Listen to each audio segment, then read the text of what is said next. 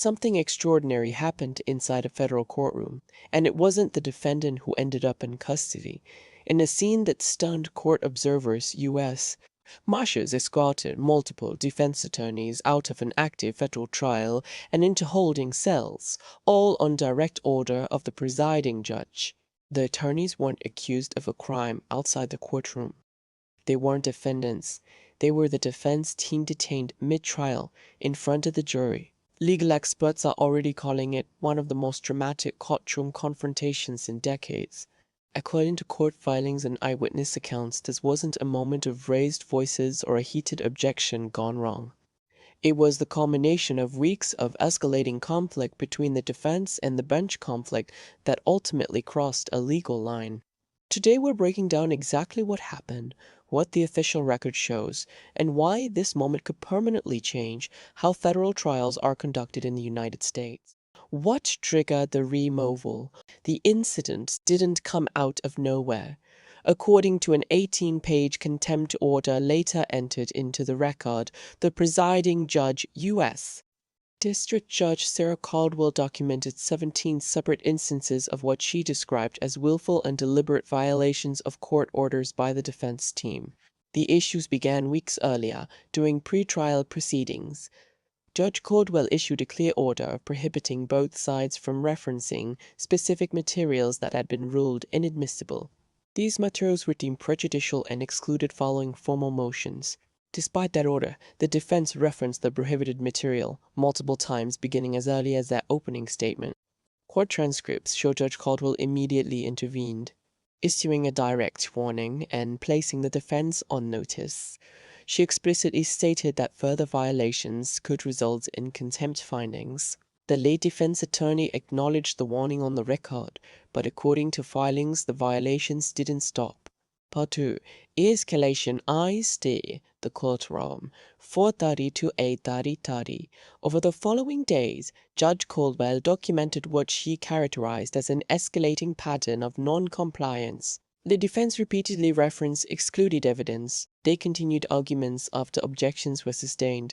They filed motions that had already been denied, forcing the court to revisit several issues.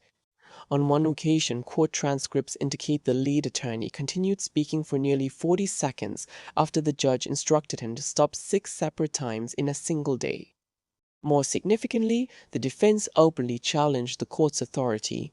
According to the contempt order, when confronted about the violation, the lead attorney stated that he believed the judge's ruling was incorrect and intended to proceed with his defense strategy regardless, pending appeal. Legal analysts say that statement alone carried serious consequences. In federal court, orders are binding unless and until they are overturned.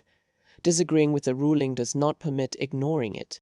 Judge Caldwell responded by issuing formal warnings on the record and later civil contempt sanctions, including monetary fines totaling tens of thousands of dollars. The fines were paid. The conduct continued. At that point, according to observers, the court's patience was nearly exhausted. Part 3. The moment everything changed. 8/3/1202. The breaking point came during what was expected to be routine testimony. According to court records, the defense introduced an exhibit that had been explicitly excluded earlier that same day. The prosecution immediately objected. Instead of withdrawing the exhibit, the defense allegedly addressed the jury directly, implying the court was withholding information from them. That moment changed everything. Judge Caldwell called an immediate recess and cleared the courtroom. For nearly 45 minutes, proceedings were paused while the judge reviewed the record, consulted with court staff, and prepared a formal response. When the courtroom reopened, 4 U.S. Marshals were present, positioned behind the defense table. Judge Caldwell then delivered a measured, methodical statement from the bench laying out the full timeline of violations, warnings, and sanctions. She cited the legal standard for criminal contempt, explained why lesser measures had failed, and concluded that continued violations threatened the integrity of the trial itself. Then came the order. The defense team was found in criminal contempt of court and removed from the courtroom in custody. The jury, the defendant, and courtroom observers watched as the attorneys were handcuffed at counsel table and escorted out. Within minutes, the trial was effectively over. Part 4. The case pieced amid the controversy, 12T-30. The stakes were already high. The defendant, Raymond Voss, is a former senior aide to a prominent political figure, facing multiple federal charges including wire fraud, obstruction of justice, and conspiracy. From the outset, the case had been politically sensitive. The defense accused prosecutors of overreach, media coverage intensified scrutiny, and early on the defense sought to remove Judge Caldwell from the case, alleging bias. Those motions were denied. Appeals were denied. Emergency stays were denied. According to legal commentators reviewing the filings, the defense strategy appeared to shift. Rather than focusing solely on acquittal, analysts say the approach increasingly resembled an attempt to manufacture appellate issues, creating a record that could later be used to challenge any conviction. Judge Caldwell addressed this concern directly in a pretrial conference, stating on the record that she would not allow the courtroom to become a spectacle and that violations of court orders would have consequences. Within days, the violations resumed. By the third week of trial, the court concluded that civil sanctions were ineffective. Criminal contempt became, in the judge's view, the only remaining option. Part 5.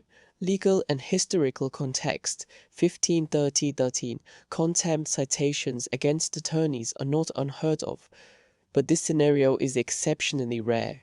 Legal historians point to cases like the Chicago 7 trial in the late 1960s, where courtroom conflict became infamous. But those proceedings are widely regarded today as cautionary examples of judicial excess. Experts argue that Judge Caldwell took the opposite approach. She warned, she documented, she escalated gradually. By the time she ordered removal, the record was extensive and detailed. Prominent legal analysts from across the ideological spectrum have noted that distinction.